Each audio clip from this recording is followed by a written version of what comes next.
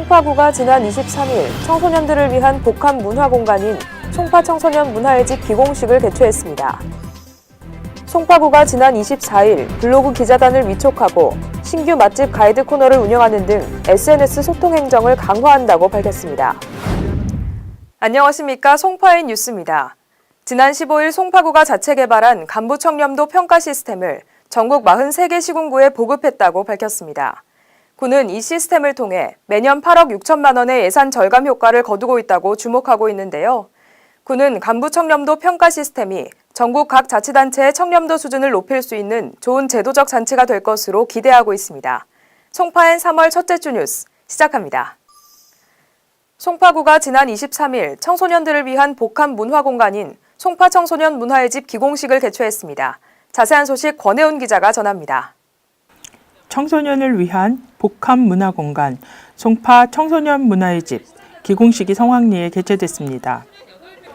내년 상반기 준공을 목표로 하고 있는 청소년 문화의 집은 제가 나와 있는 이곳 잠실본동의 연면적 2455제곱미터 지하 2층 지상 8층 규모로 건립될 예정입니다.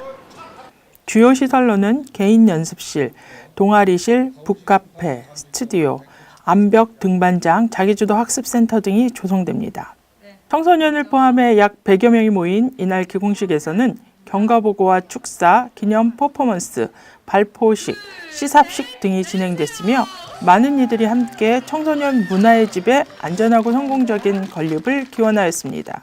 잠실권 지역에는 청소년 시설이 특히 없어요. 아동과 청소년들이 마음껏 즐기고 또 역량들을 개발하고 키워낼 수 있는 그런 허브의 역할을 감당할 수 있는 시설로 기대가 됩니다. 많은 기대를 모으고 있는 만큼 청소년들이 마음껏 꿈을 펼칠 수 있는 송파 대표 문화시설로 건립되길 바랍니다. 송파인 뉴스 권혜운입니다.